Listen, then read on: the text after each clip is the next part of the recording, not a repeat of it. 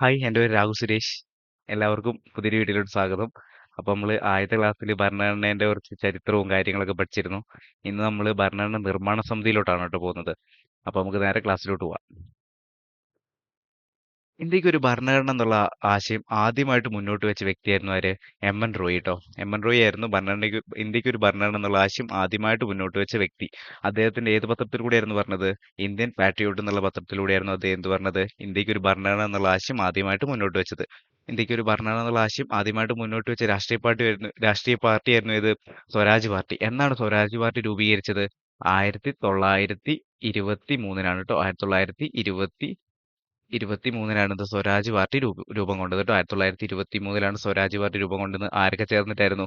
സി.ആർ. ദാസും അതുപോലെ തന്നെ മോത്തിലാൽ നെഹ്റുവും ചേർന്നിട്ടായിരുന്നു എന്ത് സ്വരാജ് പാർട്ടി രൂപം കൊണ്ടത് കേട്ടോ. ഇന്ത്യക്ക് ഒരു ഭരണഘടന എന്നുള്ള ആശയം ആദ്യമായിട്ട് മുന്നോട്ട് വെച്ച ഒരു രാഷ്ട്രീയ പാർട്ടിയായിരുന്നു സ്വരാജ് പാർട്ടി. എന്നായിരുന്നു ഭരണഘടന നിർമ്മാണ സമിതിയിലോട്ടുള്ള തിരഞ്ഞെടുപ്പ് നടന്നിരുന്നത്? അത് 1946 ജൂലൈയിലായിരുന്നു കേട്ടോ. 1946 ജൂലൈയിലായിരുന്നു എന്ത് ഭരണഘടന നിർമ്മാണ സമിതിയിലോട്ടുള്ള ആദ്യത്തെ തിരഞ്ഞെടുപ്പ് നടന്നത്. അങ്ങനെ തിരഞ്ഞെടുപ്പൊക്കെ നടന്നിട്ട് നിർമ്മാണ സഭ രൂപീകൃതമായതെന്നാണ് 1946 ഡിസംബർ 6-നാണ്. 1946 ഡിസംബർ 6-ന് എന്ത് ചെയ്തു? ഭരണഘടന നിർമ്മാണ സഭ രൂപം കൊണ്ടു കേട്ടോ. ഭരണഘടന നിർമ്മാണ സഭ രൂപം കൊണ്ടത് മറക്കരുത്. 1946 ഡിസംബർ 6-നാണ് കേട്ടോ. ഇതിൽ എങ്ങനത്തെ അംഗങ്ങൾ ഉണ്ടായിരുന്നു? ഒന്ന് തിരഞ്ഞെടുക്കപ്പെട്ട അംഗങ്ങളും അതേപോലെ തന്നെ നാമനിർദ്ദേശം ചെയ്യപ്പെട്ട അംഗങ്ങളും ഉണ്ടായിരുന്നു. എങ്ങനെയൊക്കെയായിരുന്നു? തിരഞ്ഞെടുക്കപ്പെട്ട അംഗങ്ങളും അതേപോലെ തന്നെ നാമനിർദ്ദേശം ചെയ്യപ്പെട്ട അംഗങ്ങളും എന്തിലുണ്ടായിരുന്നു? ഭരണഘടന നിർമ്മാണ സഭയിലുണ്ടായിരുന്നു ട്ടോ. ഭരണഘടന നിർമ്മാണ സഭയിലുണ്ടായിരുന്നു. ഇനി ഭരണഘടന നിർമ്മാണ സഭയിൽ യാതൊരു വാദപ്രതിവാദവും കൂടാതെ പാസ്സാക്കിയ ഒരു വ്യവസ്ഥയായിരുന്നു എന്ത്? പ്രായപൂർത്തി വോട്ടവകാശ വ്യവസ്ഥ. പ്രായപൂർത്തി വോട്ടവകാശ വ്യവസ്ഥ ട്ടോ. ഭരണഘടന നിർമ്മാണ സഭയിൽ യാതൊരു വാദപ്രതിവാദവും കൂടാതെ പാസ്സാക്കപ്പെട്ട വ്യവസ്ഥയായിരുന്നു ഏത്? പ്രായപൂർത്തി വോട്ടവകാശ വ്യവസ്ഥ. മറക്കരുത്, പഠിച്ചു വെക്കണം. ഇനി ഭരണഘടന നിർമ്മാണ സഭയുടെ ചിഹ്നം അത് ആനയാണ് ട്ടോ.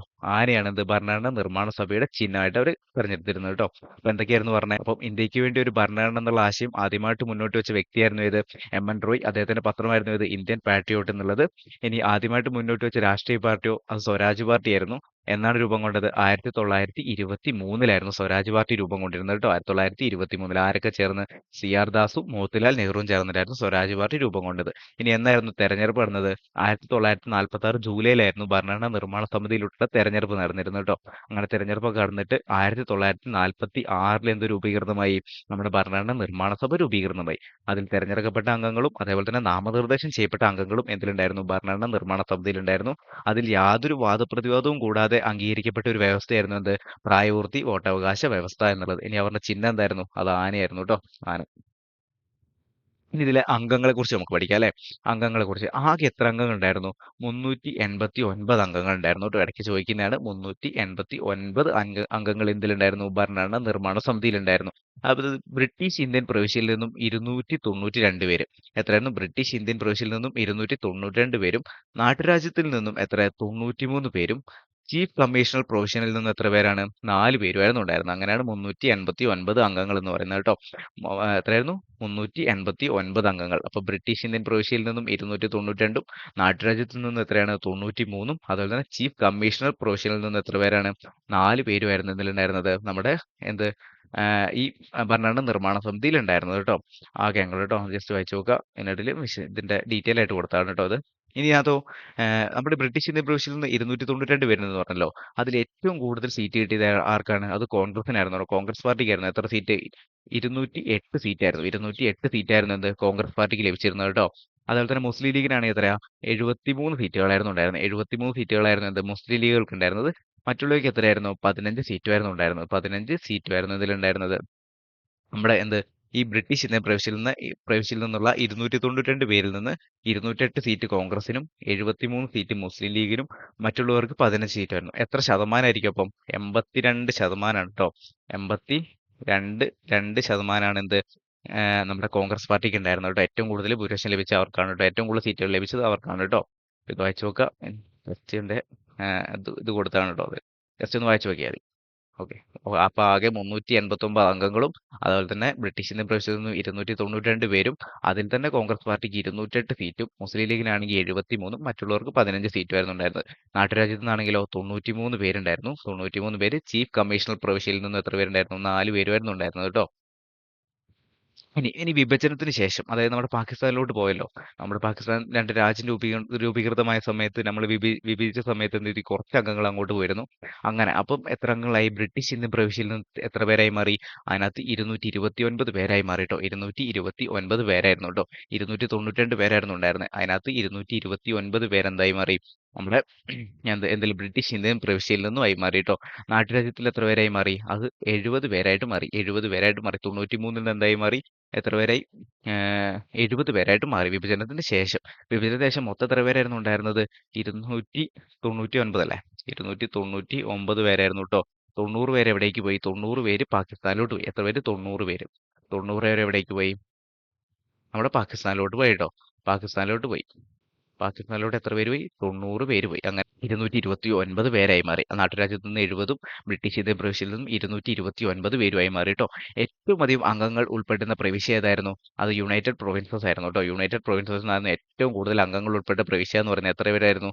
55 പേരായിരുന്നു ട്ടോ. 55 പേരായിരുന്നു എന്തിലുണ്ടായിരുന്നത്? ബ്രിട്ടീഷ് ഇന്ത്യൻ പ്രവിശ്യയിൽ നിന്നും നമ്മുടെ ഏറ്റവും കൂടുതൽ യുണൈറ്റഡ് പ്രൊവിൻസിൽ നിന്നും ഉണ്ടായിരുന്ന അംഗങ്ങളായിരുന്നു എത്ര പേര്? 55 പേരായിരുന്നു ഉണ്ടായിരുന്നത് കേട്ടോ. ഏറ്റവും അധികം അംഗങ്ങൾ ഉൾപ്പെട്ടതായിരുന്നു എന്ത്? യുണൈറ്റഡ് പ്രൊവിൻസിൽ നിന്ന്. അപ്പോൾ എത്ര ഒന്നുകൂടെ പറയാം. നമ്മൾ വിഭജനത്തിന് മുമ്പ് 289 പേരുണ്ടായിരുന്നു. അതിൽ 292 പേര് എവിടുന്നായിരുന്നു? ബ്രിട്ടീഷ് ഇന്ത്യൻ പ്രവിശ്യയിൽ നിന്നും. നാട്ടുരാജ്യത്ത് നിന്ന് 93 പേരും ചീഫ് കമ്മീഷണർ പ്രവിശ്യയിൽ നിന്ന് 4 പേരുമായിരുന്നു ഉണ്ടായിരുന്നത്. അതിൽ തന്നെ കോൺഗ്രസിനായിരുന്നു ഏറ്റവും കൂടുതൽ സീറ്റ് ലഭിച്ചിരുന്നത്. 208 സീറ്റ് എന്തായിരുന്നു അവർക്ക് ലഭിച്ചിരുന്നു. അതേപോലെ തന്നെ മുസ്ലിം ലീഗിനാണെങ്കിൽ എത്രയായിരുന്നു? 73 സീറ്റും മറ്റുള്ളവർക്ക് 15 ആയിരുന്നു. ഏറ്റവും കൂടുതൽ ശതമാനം ഇപ്പോൾ ആർക്കായിരിക്കും? 82% ഇതുണ്ടായിരുന്നു ആർക്ക് ലഭിച്ചിരുന്നു? കോൺഗ്രസ് പാർട്ടിക്ക് ലഭിച്ചിരുന്നു കേട്ടോ. അതുപോലെ തന്നെ വിഭജനത്തിന് ശേഷം എത്ര പേരായി മാറി? 299 പേരായി മാറി. അതിൽ 229 പേര് എത്ര പേര് എവിടുന്നായിരുന്നു? ബ്രിട്ടീഷ് ഇന്ത്യൻ പ്രവിശ്യയിൽ നിന്നും. നാട്ടുരാജ്യത്തു നിന്നാണ് എത്രയായിരുന്നു? നാട്ടുരാജ്യത്തു നിന്നാണെങ്കിൽ 70 പേരുമായിരുന്നു ഉണ്ടായിരുന്നത് കേട്ടോ. ഇനി ഏറ്റവും അധികം അംഗങ്ങൾ ഉൾപ്പെട്ട പ്രവിശ്യ ഏതായിരുന്നു? അത് എന്താണ്? നമ്മുടെ യുണൈറ്റഡ് പ്രൊവിൻസസ് ആണ് കേട്ടോ. യുണൈറ്റഡ് പ്രൊവിൻസിൽ നിന്നാണ് ഏറ്റവും അംഗങ്ങൾ ഉൾപ്പെട്ടിരുന്നത് കേട്ടോ. എത്ര പേരായിരുന്നു? 55 ആയിരുന്നു. 55 ആയിരുന്നു കേട്ടോ. ഇനി രൂപീകൃതമാകുന്ന സമയത്തുള്ള വനിതകൾ എത്രയായിരുന്നു? അത് 17 പേരായിരുന്നു. 17 പേരായിരുന്നു രൂപീകൃതമാകുന്ന സമയത്തുണ്ടായിരുന്ന വനിതകൾ എന്ന് പറയുന്നത് കേട്ടോ. രൂപീകൃതമാകുന്ന സമയത്തുണ്ടായിരുന്ന വനിതകൾ എത്രയായിരുന്നു? 17 പേരാണ് രൂപീകൃതമാകുന്ന സമയത്തുണ്ടായിരുന്ന വനിതകൾ എന്ന് പറയുന്നത് കേട്ടോ. വനിതകൾ. ഇനി വിഭജന ശേഷം അത് 15 ആയി മാറി ട്ടോ. വിഭജന ശേഷം എന്തായി മാറി?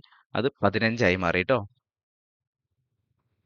വിഭജന ശേഷം 15 പേരായി മാറി. രൂപീകൃതമാകുമ്പോൾ 17 പേരുണ്ടായിരുന്നു. 2 പേര് എവിടേക്ക് പോയി? പാകിസ്ഥാനിലോട്ട് പോയി ട്ടോ. പാകിസ്ഥാനിലോട്ട് പോയി. ഇനി മലയാളികൾ എത്ര പേരായിരുന്നു? മലയാളികളും എത്രയായിരുന്നു? 17 പേരായിരുന്നു. മലയാളികളും 17 പേരുണ്ടായിരുന്നു. അതിൽ എത്ര മലയാളി വനിതകൾ ഉണ്ടായിരുന്നു? 3 മലയാളി വനിതകളും ഉണ്ടായിരുന്നു ട്ടോ. 3 മലയാളി വനിതകളും ഉണ്ടായിരുന്നു. അപ്പോൾ നമ്മുടെ ഭരണഘടന നിർമ്മാണ സഭ രൂപീകൃതമാകുന്ന സമയത്ത് 17 വനിതകൾ ഉണ്ടായിരുന്നു. വിഭജന ശേഷം എത്ര പേരായി മാറി? 15 പേരായിട്ട് മാറി. അതേപോലെ തന്നെ നമ്മൾ എത്ര മലയാളികൾ അതിനകത്തുണ്ടായിരുന്നു? അതും 17 പേര് തന്നെയായിരുന്നു ഉണ്ടായിരുന്നത്. അതിൽ എത്ര മലയാളി വനിതകൾ ഉണ്ടായിരുന്നു? 3 പേരായിരുന്നു. ആരൊക്കെയായിരുന്നു? ആനി മസ്ക്രീൻ, അമ്മു സ്വാമിനാഥൻ, അതേപോലെ ദാക്ഷായണി വേലായുധൻ കേട്ടോ. ദാക്ഷായണി വേലായുധനുമായിരുന്നു ഇതിലുണ്ടായിരുന്നത്. നമ്മുടെ ആ 3 മലയാളി വനിതകൾ എന്ന് പറയുന്നത് കേട്ടോ. ആരൊക്കെ? ആനി മസ്ക്രീൻ, അമ്മു സ്വാമിനാഥൻ, ദാക്ഷായണി വേലായുധൻ. ദാക്ഷായണി വേലായുധന്റെ പ്രത്യേകത എന്താ? ഇന്ത്യയിൽ ഡിഗ്രി പാസ്സായ ആദ്യ ദളിത് വംശജയാണ് കേട്ടോ. ആദ്യ ദളിത് വംശജയായിരുന്നു ആര്? നമ്മുടെ ദാക്ഷായണി വേലായുധൻ കേട്ടോ. ദാക്ഷായണി വേലായുധൻ. ഇപ്പൊ തന്നെ മനസ്സിലായെന്ന് വിചാരിക്കുന്നു കേട്ടോ. ഇപ്പൊ രൂപീകൃതമാകുന്ന സമയത്തുള്ള വനിതകൾ എത്രയാ? 17 പേരായിരുന്നു. അതേപോലെ തന്നെ വിഭജന ശേഷം എത്രയായി മാറി? 15 പേരായി മാറി. 2 പേര് എവിടേക്ക് പോയി? നമ്മുടെ പാകിസ്ഥാനിലോട്ട് പോയി. അതിനുശേഷം എത്ര മലയാളികൾ ഉണ്ടായിരുന്നു? 17 മലയാളികളായിരുന്നു ഉണ്ടായിരുന്നത്. അതിൽ 3 മലയാളി വനിതകൾ ഉണ്ടായിരുന്നു. ആരൊക്കെയായിരുന്നു? അതിനകത്ത് ആനി മസ്ക്രീൻ, അമ്മു സ്വാമിനാഥൻ, ദാക്ഷായണി വേലായുധൻ. ഓക്കെ. ഇനി നമ്മൾ മലയാളികളുണ്ടെന്ന് പറഞ്ഞല്ലോ. നമ്മൾ തിരുവിതാംകൂറിന്ന് എത്ര പേരായിരുന്നു ഉണ്ടായിരുന്നത്? തിരുവിതാംകൂറിൽ നിന്ന് നമുക്ക് 6 മലയാളികളായിരുന്നു ഉണ്ടായിരുന്നത്. തിരുവിതാംകൂറിൽ നിന്ന് എത്ര പേരാണ്? 6 മലയാളികളാണ് ഉണ്ടായിരുന്നത് കേട്ടോ. 6 മലയാളികൾ. ആരൊക്കെയാണ്? Pattom Thanu Pillai, R Shankar, Annie Mascarene, P T Chacko, K A Muhammad, P S Nataraja Pillai. അപ്പൊ ഇത്രയും പേരായിരുന്നു എന്തിലുണ്ടായിരുന്നത്? തിരുവിതാംകൂറിൽ നിന്നും പങ്കെടുത്ത മലയാളികൾ എന്ന് പറയുന്നത് കേട്ടോ. 6 പേര് കേട്ടോ. ആരൊക്കെയാ? Pattom Thanu Pillai, R Shankar, Annie Mascarene, P T Chacko, K A Muhammad, P S Nataraja Pillai. ഇത്രയും പേരായിരുന്നു തിരുവിതാംകൂറിൽ നിന്ന് പങ്കെടുത്ത മലയാളികൾ എന്ന് പറയുന്ന 6 പേര്. മറക്കരുത് കേട്ടോ. ഇനി കൊച്ചിയിൽ നിന്നാണ്. കൊച്ചിയിൽ നിന്നാണെങ്കിൽ പനമ്പള്ളി ഗോവിന്ദമേനോനാണ് കേട്ടോ. പനമ്പള്ളി ഗോവിന്ദമേനോനാണ് നമ്മുടെ കൊച്ചിയിൽ നിന്നും പ്രതിനിധീകരിച്ച് വന്നത് കേട്ടോ. കൊച്ചിയിൽ നിന്നും വന്നത് പനമ്പള്ളി ഗോവിന്ദമേനോനാണ് കേട്ടോ. ഇനി UP അതായത് യുണൈറ്റഡ് പ്രൊവിൻസസ് നിന്നും വന്ന ആളാണ് ആര്? നമ്മുടെ ജോൺ മത്തായി കേട്ടോ. അപ്പൊ തിരുവിതാംകൂറിൽ നിന്ന് 6 പേരായിരുന്നു ഉണ്ടായിരുന്നത്. ആരൊക്കെയായിരുന്നു? Pattom Thanu Pillai, R Shankar, Annie Mascarene, P T Chacko, K A Muhammad, P S Nataraja Pillai. ഇനി കൊച്ചിയിൽ നിന്നാണെങ്കിലോ അത് പനമ്പള്ളി ഗോവിന്ദമേനോനും UP അതായത് യുണൈറ്റഡ് പ്രൊവിൻസിൽ നിന്നാണെങ്കിൽ ആരാണ്? അത് ജോൺ മത്തായി ആയിരുന്നു. ഇനി മദ്രാസിൽ നിന്നാണ് ഏറ്റവും കൂടുതൽ വന്നത് അല്ലെ. 9 പേരായിരുന്നു അവിടെ നിന്നുണ്ടായിരുന്നത്. 9 മലയാളികളായിരുന്നു മദ്രാസിൽ നിന്ന്. ആരൊക്കെയായിരുന്നു? അമ്മു സ്വാമിനാഥൻ, ദാക്ഷായണി വേലായുധൻ, കെ മാധവ മേനോൻ, അതുപോലെ കെ മേനോൻ, അതേപോലെ തന്നെ പി പോക്കർ, പി കുഞ്ഞിരാമൻ,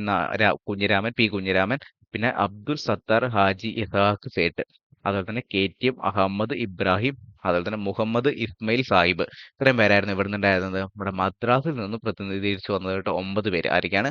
അമ്മു സ്വാമിനാഥൻ, ദാക്ഷായണി വേലായുധൻ, അതേപോലെ തന്നെ കെ മാധവ മേനോൻ, AK മേനോൻ, പിന്നെ അതുപോലെ തന്നെ പി പോക്കർ, പിന്നെ പി കുഞ്ഞിരാമൻ, പിന്നെ അബ്ദുൽ സത്താർ ഹാജി ഇസഹാക്ക് സേട്ട്, പിന്നെ KTM അഹമ്മദ് ഇബ്രാഹിം, പിന്നെ മുഹമ്മദ് ഇസ്മയിൽ സാഹിബ്. അപ്പൊ ഇത്രയും പേരായിരുന്നു ഇതിനകത്തുള്ള മലയാളി സാന്നിധ്യങ്ങൾ എന്ന് പറയുന്നത്. 17 പേര്. അപ്പൊ ഒന്നുകൂടി പറയാം.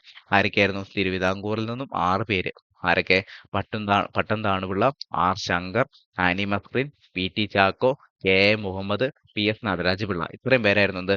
നമ്മുടെ തിരുവിതാംകൂറിൽ നിന്ന്. മറന്നു വരുന്നത് പഠിച്ചു നോക്കണം കേട്ടോ. കൊച്ചിയിൽ നിന്നാണെങ്കിൽ ആരാ അത്? അത് പനമ്പള്ളി ഗോവിന്ദമേനോനും, അതേപോലെ തന്നെ നമ്മുടെ UP യുണൈറ്റഡ് പ്രൊവിൻസിൽ നിന്നാണെങ്കിൽ ആരാണ്? ജോൺ മത്തായി. ഇത് മദ്രാസിൽ നിന്നാണ്. എത്ര പേരാണ്? 9 പേരുമായിരുന്നു ഉണ്ടായിരുന്നത്. ആരൊക്കെയാണ്?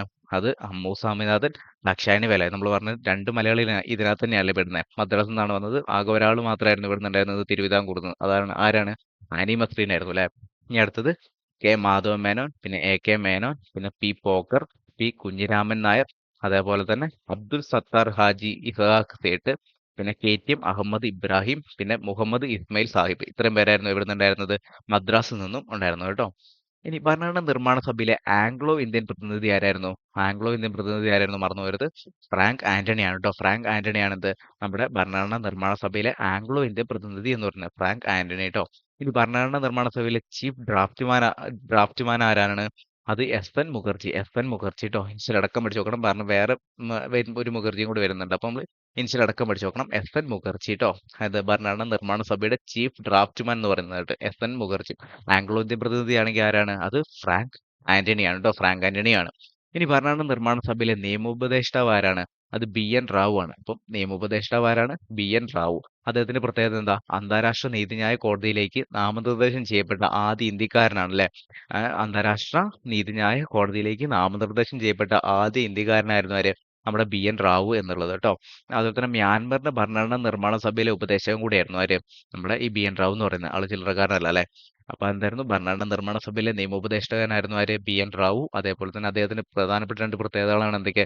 അന്താരാഷ്ട്ര നീതിന്യായ കോടതിയിലേക്ക് നാമനിർദ്ദേശം ചെയ്യപ്പെട്ട ആദ്യ ഇന്ത്യക്കാരനും, അതുപോലെ തന്നെ മ്യാൻമറിന്റെ ഭരണഘടനാ നിർമ്മാണ സഭയിലെ ഉപദേശകനുമായിരുന്നു ആര്? നമ്മുടെ BN റാവു എന്നുള്ളത് കേട്ടോ.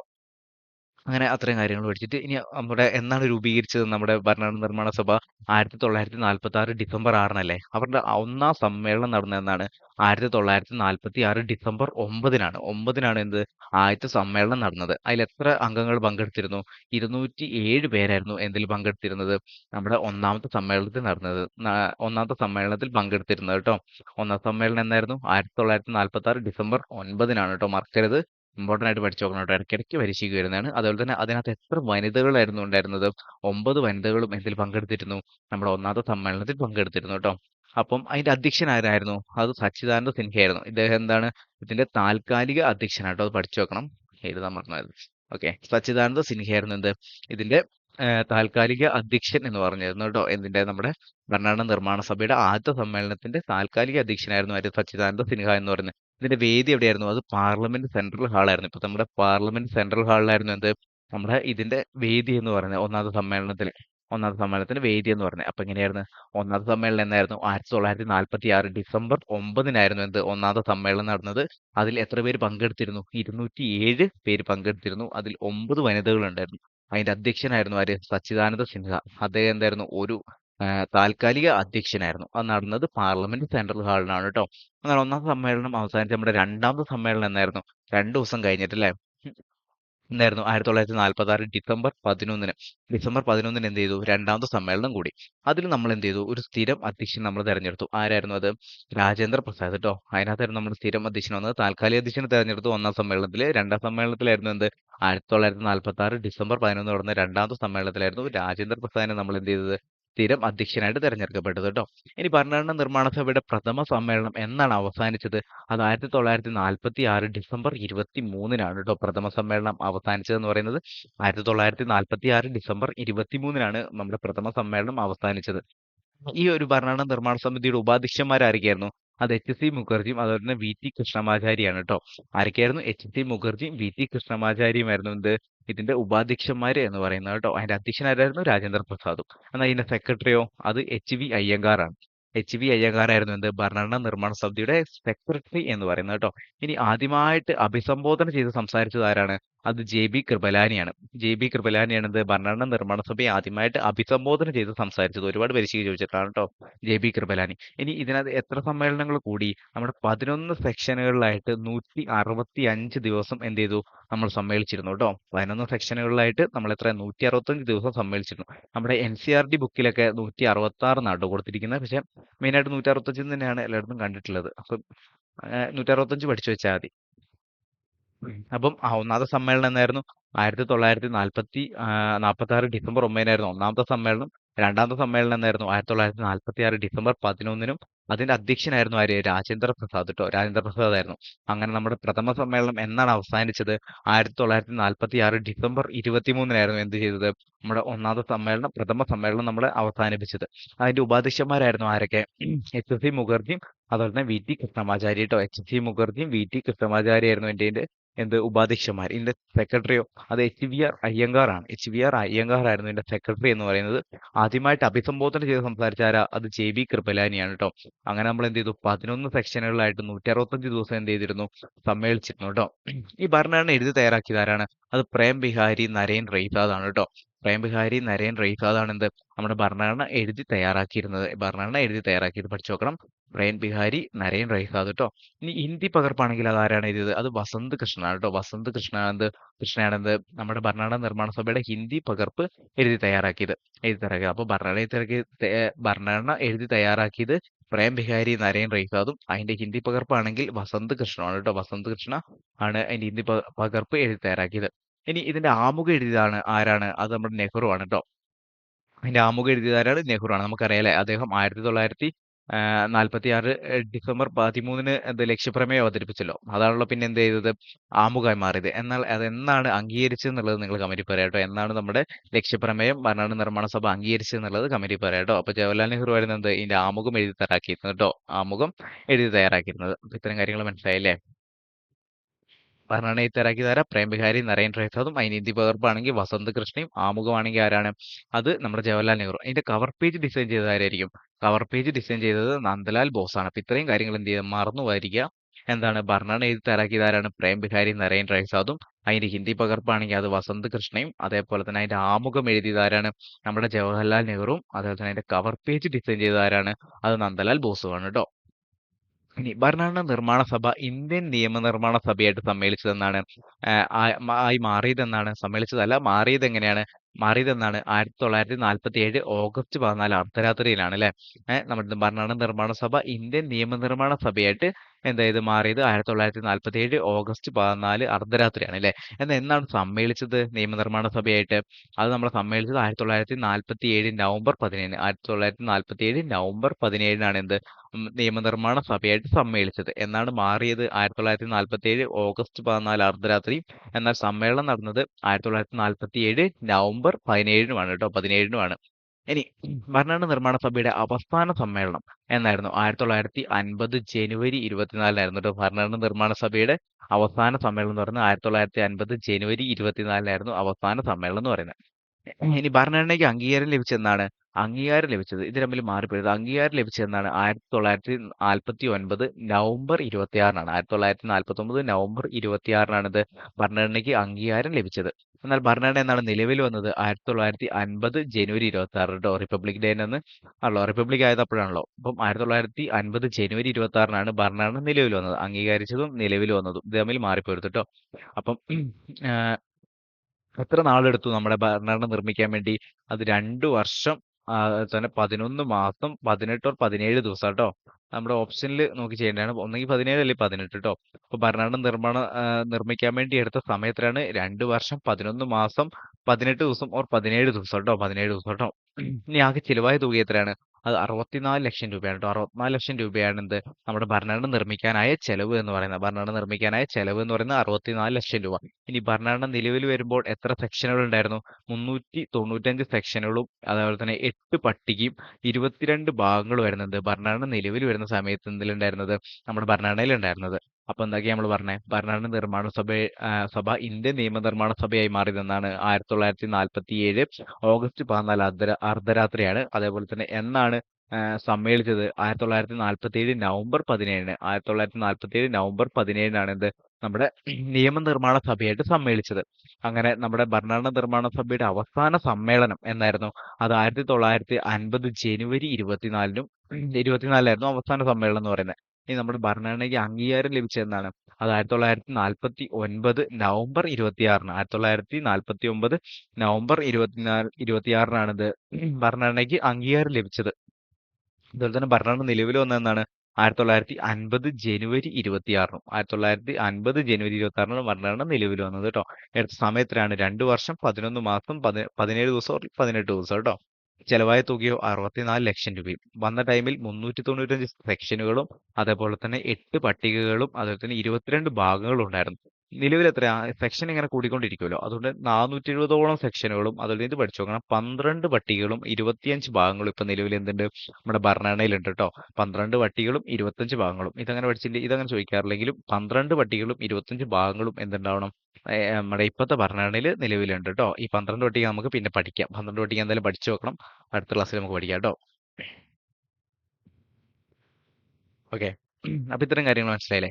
ഇനി നമ്മൾ ഇതുമായിട്ട് ബന്ധപ്പെട്ട കുറച്ച് കമ്മിറ്റീസ് ഉണ്ട്. നമ്മുടെ ഭരണഘടനാ നിർമ്മാണ സഭയുമായിട്ട് ബന്ധപ്പെട്ട കുറച്ച് കമ്മിറ്റിയും അതിന്റെ അധ്യക്ഷന്മാരും നമ്മൾ എന്ത് ചെയ്യണം? പഠിച്ചു നോക്കണം കേട്ടോ. ചില ഇടയ്ക്കിടയ്ക്കുള്ള പരീക്ഷയ്ക്ക് ചോദിച്ച് നമ്മൾ കണ്ടിട്ടുണ്ട്. അപ്പൊ നമ്മൾ എന്ത് ചെയ്യണം? അതിന്റെ കമ്മിറ്റീസ് കുറിച്ച് നമ്മൾ പഠിച്ചു നോക്കണം. മേജർ കമ്മിറ്റീസ് ഏതൊക്കെയാണെന്ന് നമുക്ക് നോക്കാം. അതിന്റെ ചെയർമാൻമാർ കേട്ടോ.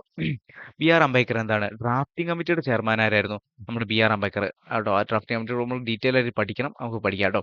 അപ്പോൾ എന്താണ് ബി.ആർ. അംബേദ്കർ ആയിരുന്നു എന്ത് ഡ്രാഫ്റ്റിംഗ് കമ്മിറ്റിയുടെ അധ്യക്ഷൻ എന്ന് പറയുന്നത് കേട്ടോ. കമ്മിറ്റിയുടെ ചെയർമാൻ എന്ന് പറയുന്ന ആരായിരുന്നു? ഡ്രാഫ്റ്റിംഗ് കമ്മിറ്റിയുടെ ചെയർമാൻ ആരായിരുന്നു? ബി.ആർ. അംബേദ്കർ ആണ് കേട്ടോ.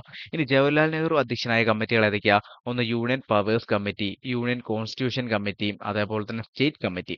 ഇത് മൂന്നുമായിരുന്നു എന്ത് ജവഹർലാൽ നെഹ്റു ചെയർമാനായ കമ്മിറ്റികൾ എന്ന് പറയുന്നത്. ഏതൊക്കെയായിരുന്നു? യൂണിയൻ പവേഴ്സ് കമ്മിറ്റി, അതേപോലെ തന്നെ യൂണിയൻ കോൺസ്റ്റിറ്റ്യൂഷൻ കമ്മിറ്റി, അതേപോലെ തന്നെ സ്റ്റേറ്റ് കമ്മിറ്റി. ഇനി ഡോക്ടർ രാജേന്ദ്ര പ്രസാദ് ആണെങ്കിലോ റൂൾ ഓഫ് പ്രൊസീജിയേഴ്സ് കമ്മിറ്റി, അതുപോലെ തന്നെ സ്റ്റിയറിംഗ് കമ്മിറ്റി, ഇതിലൊക്കെ ആയിരുന്നു കേട്ടോ. സ്റ്റിയറിംഗ് കമ്മിറ്റി ഇനി ഉണ്ടാവും. അതുപോലെ തന്നെ ആ റൂൾസ് ഓഫ് പ്രൊസീജിയേഴ്സ്. ഇനി ഡോക്ടർ രാജേന്ദ്ര പ്രസാദ് അധ്യക്ഷനായ കമ്മിറ്റികൾ ഏതൊക്കെയാണ്? ഒന്ന് റൂൾസ് ഓഫ് പ്രൊസീജിയർ കമ്മിറ്റി, അതുപോലെ തന്നെ സ്റ്റിയറിംഗ് കമ്മിറ്റി, അതേപോലെ തന്നെ നമ്മുടെ അഡ്വോക് കമ്മിറ്റി, നാഷണൽ ഫ്ലാഗ് വന്ന കമ്മിറ്റി ഉണ്ടല്ലോ. അതിന്റെ അധ്യക്ഷൻ ആരായിരുന്നു? രാജേന്ദ്ര പ്രസാദ് ആയിരുന്നു. എന്നാണ് നമ്മുടെ ഫ്ലാഗ് കോഡ് എപ്പോഴാണ് നിലവിൽ വന്നത്? ആ കമ്മിറ്റി പറയണം കേട്ടോ. എന്നാണ് നാഷണൽ ഫ്ലാഗ് കോഡ് നിലവിൽ വന്നുള്ള കമ്മിറ്റി പറയണം കേട്ടോ. ഇനി സർദാർ വല്ലഭായ് പട്ടേൽ എന്ന ഏതിലൊക്കെയായിരുന്നു ഉണ്ടായിരുന്നത്? പ്രൊവിൻഷ്യൽ കോൺസ്റ്റിറ്റ്യൂഷൻ കമ്മിറ്റി, അതുപോലെ തന്നെ മൗലികാവകാശ കമ്മിറ്റി, ന്യൂനപക്ഷ ആൻഡ് ട്രൈബൽ കമ്മിറ്റി, ന്യൂനപക്ഷ ആൻഡ് ട്രൈബൽ കമ്മിറ്റി. ഇതിലായിരുന്നു എന്തിലുണ്ടായിരുന്നത്? സർദാർ പട്ടേൽ ഉണ്ടായിരുന്നു കേട്ടോ. സർദാർ പട്ടേൽ ഏതിലേക്കായിരുന്നു? പ്രൊവിഷണൽ കോൺസ്റ്റിറ്റ്യൂഷൻ കമ്മിറ്റി, അതുപോലെ തന്നെ മൗലികാവകാശ കമ്മിറ്റി, അതുപോലെ ന്യൂനപക്ഷ കമ്മിറ്റി കേട്ടോ. ന്യൂനപക്ഷ കമ്മിറ്റി ഇതിലൊക്കെയായിരുന്നു എന്ത്? സർദാർ വല്ലഭായ് പട്ടേൽ ഉണ്ടായിരുന്നത് കേട്ടോ. അധ്യക്ഷനായ കമ്മിറ്റി എന്ന് പറയുന്നത്. ഇനി എച്ച്.സി. മുഖർജിയാണ് മൈനോറിറ്റി സബ് കമ്മിറ്റിയിലായിരുന്നു എന്ത്? എച്ച്.സി. മുഖർജി ചെയർമാനായ കേട്ടോ. എച്ച്.സി. മുഖർജി. അപ്പൊ എന്തൊക്കെയായിരുന്നു കുറച്ച്? ബി.ആർ. അംബേദ്കർ അധ്യക്ഷനായ കമ്മിറ്റി ആയിരുന്നു ഇത് നമ്മുടെ ഡ്രാഫ്റ്റിംഗ് കമ്മിറ്റി. നെഹ്റു ചെയർമാനായ കമ്മിറ്റികൾ ഏതൊക്കെയാ? യൂണിയൻ പവേഴ്സ് കമ്മിറ്റി, അതുപോലെ തന്നെ യൂണിയൻ കോൺസ്റ്റിറ്റ്യൂഷൻ കമ്മിറ്റി, അതേപോലെ തന്നെ സ്റ്റേറ്റ് കമ്മിറ്റി കേട്ടോ. രാജേന്ദ്ര പ്രസാദ് അധ്യക്ഷനായ ഏതൊക്കെയാ? റൂൾസ് ഓഫ് പ്രൊസീജിയേഴ്സ് കമ്മിറ്റി, അതുപോലെ തന്നെ സ്റ്റിയറിംഗ് കമ്മിറ്റി. ഇതിലൊക്കെയായിരുന്നു എന്ത്? ഡോക്ടർ രാജേന്ദ്ര പ്രസാദ് ചെയർമാനായ കമ്മിറ്റീസ് എന്ന് പറയുന്നത് കേട്ടോ. ഈ സർദാർ വല്ലഭായ് പട്ടേൽ ആണെങ്കിലോ പ്രൊവിഷണൽ കോൺസ്റ്റിറ്റ്യൂഷൻ കമ്മിറ്റി, അതുപോലെ തന്നെ മൗലികാവകാശ കമ്മിറ്റി, അതുപോലെ തന്നെ ന്യൂനപക്ഷ ട്രൈബൽ കമ്മിറ്റി ഇതിലൊക്കെ ആരായിരുന്നു? സർദാർ വല്ലഭായ് പട്ടേൽ ആയിരുന്നു. ഇനി എച്ച്.സി. മുഖർജി ആണെങ്കിലോ അത് മൈനോറിറ്റി സബ് കമ്മിറ്റിയിൽ ആരായിരുന്നു? എച്ച്.സി. മുഖർജിയാണ്. ഇനി നമ്മൾ കുറച്ച് മേജർ കമ്മിറ്റീസ് ഇത്രയാണുള്ളത് കേട്ടോ. മേജർ കമ്മിറ്റീസ് ഏതൊക്കെയാണ്? ബി.ആർ. അംബേദ്കറിന്റെ ഡ്രാഫ്റ്റിംഗ് കമ്മിറ്റി, ജവഹർലാൽ നെഹ്റുയുടെ union powers committee, union constitution committee, അതുപോലെ സ്റ്റേറ്റ് കമ്മിറ്റി. ഈ ജവഹർലാൽ നെഹ്റുവിന്റെ ചോദിച്ചിട്ടുള്ളതാണ്. അതുകൊണ്ട് എന്തായാലും പഠിച്ചോളാം. രാജേന്ദ്ര പ്രസാദിന്റെയും ചോദിച്ചിട്ടുണ്ട്. ഡ്രാഫ്റ്റിംഗ് കമ്മിറ്റി നമുക്കറിയാം ഭയങ്കര ഇമ്പോർട്ടന്റ് ആണ് നമുക്കറിയാം അല്ലെ. അതിന്റെ അംഗങ്ങളും കാര്യങ്ങളൊക്കെ നമുക്കിപ്പോൾ പഠിക്കാം.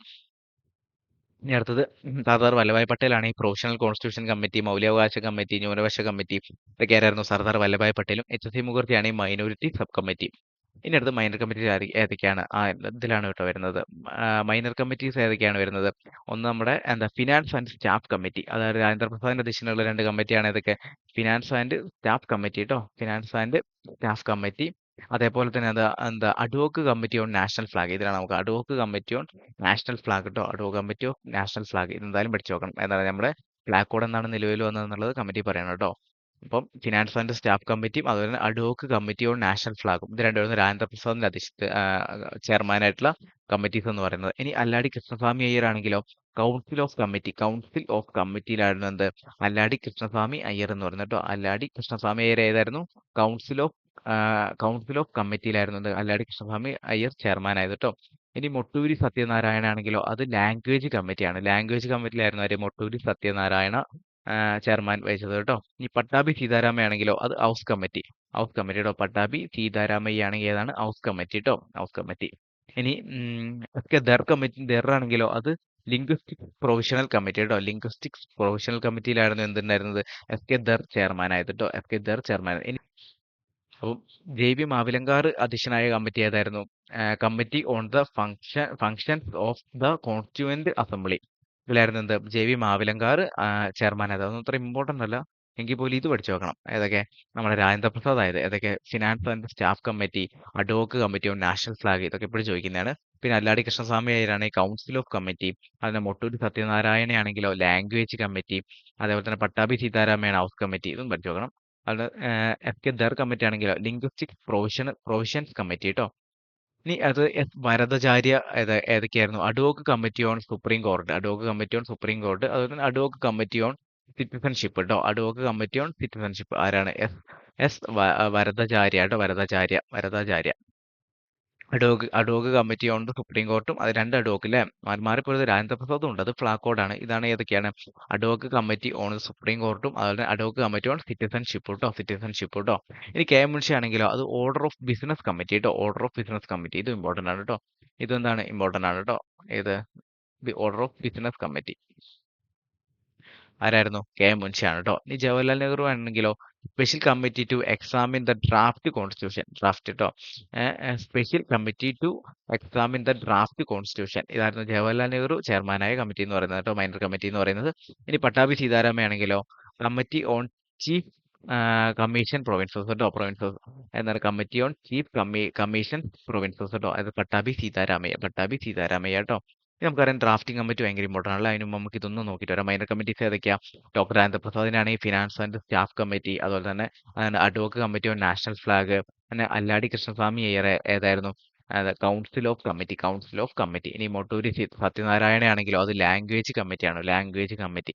പട്ടാഭി സീതാരാമയാണെങ്കിലോ ഹൗസ് കമ്മിറ്റി കേട്ടോ, ഹൗസ് കമ്മിറ്റി. ഇനി എസ് കെ ദർ ആണെങ്കിലോ അത് ലിംഗ്വിസ്റ്റിക്സ് പ്രൊവിഷൻസ് കമ്മിറ്റി കേട്ടോ, പ്രൊവിൻസസ് കമ്മിറ്റി കേട്ടോ. ഇനി ജെ.വി. മാവിലങ്കർ ആണെങ്കിലോ committee on the functions of the constituent assembly കേട്ടോ. ഇനി എസ് വരദാചാര്യ ആണെങ്കിലോ ad hoc committee on supreme court, അതുപോലെ തന്നെ അഡ്വോക്ക് കമ്മിറ്റി ഓൺ സിറ്റിസൺഷിപ്പ്. ഇത് രണ്ടും പഠിക്കാൻ സുഖമാണല്ലേ, വരദാചാര്യ കേട്ടോ. ഇതിനകത്ത് കെ മുൻഷിയാണ് ഓർഡർ ഓഫ് ബിസിനസ് കമ്മിറ്റി. അതുപോലെ ജവഹർലാൽ നെഹ്റു ആണെങ്കിലോ special committee to examine the draft of constitution കേട്ടോ, special committee to examine the draft constitution. ഇനി പട്ടാഭി സീതാരാമയാണെങ്കിലോ committee on chief commission provinces കേട്ടോ, പ്രൊവിൻസസ്. ഇനി ഡ്രാഫ്റ്റിംഗ് കമ്മിറ്റി കേട്ടോ. ഭരണഘടന നിർമ്മാണ സഭയിലെ ഏറ്റവും പ്രധാനപ്പെട്ട ഒരു കമ്മിറ്റി ആണല്ലോ, നമുക്കറിയാലേ. ഭരണഘടന നിർമ്മാണ സമിതിയിലെ ഏറ്റവും ഒരു ഇമ്പോർട്ടൻ്റ് ആയിട്ട് കമ്മിറ്റി ആയിരുന്നു ഇത്, ഡ്രാഫ്റ്റിംഗ് കമ്മിറ്റി എന്നുള്ളത്. എന്നാണ് ഡ്രാഫ്റ്റിംഗ് കമ്മിറ്റി രൂപീകരിച്ചത്? 1947 ഓഗസ്റ്റ് 29 കേട്ടോ, ഓഗസ്റ്റ് 29 ഇത് ഡ്രാഫ്റ്റിംഗ് കമ്മിറ്റി നിയമിക്കപ്പെട്ടത് കേട്ടോ. ആരായിരുന്നു ഇതിന്റെ ചെയർമാൻ എന്ന് പറയുന്നത്? നമ്മൾ നേരത്തെ പഠിച്ചൂലേ, ആരായിരുന്നു? B.R. അംബേദ്കർ ആണ്. B.R. അംബേദ്കർ ആയിരുന്നു എന്ത്? ഭരണഘടനയുടെ ഡ്രാഫ്റ്റിംഗ് കമ്മിറ്റിയുടെ ചെയർമാൻ എന്ന് പറയുന്നത് കേട്ടോ. ഇനി ഭരണഘടനയുടെ കരട് സമർപ്പിക്കുന്നതിന് വേണ്ടിയാണ് ഇത് ഡ്രാഫ്റ്റിംഗ് കമ്മിറ്റി രൂപീകരിക്കപ്പെട്ടത് കേട്ടോ. എന്തിനു വേണ്ടി? ഭരണഘടനയുടെ കരട് സമർപ്പിക്കുന്നതിന് വേണ്ടിയാണ് ഇത് രൂപീകരിച്ചത്, ഡ്രാഫ്റ്റിംഗ് കമ്മിറ്റി രൂപീകരിച്ചത്. ഇതിൽ എത്ര അംഗങ്ങളായിരുന്നു ഉണ്ടായിരുന്നത്? ഇതിൽ 7 പേരായിരുന്നു ഇതിലുണ്ടായിരുന്നത്, നമ്മുടെ ഈ ഡ്രാഫ്റ്റിംഗ് കമ്മിറ്റിയിൽ ഉണ്ടായിരുന്നത് കേട്ടോ.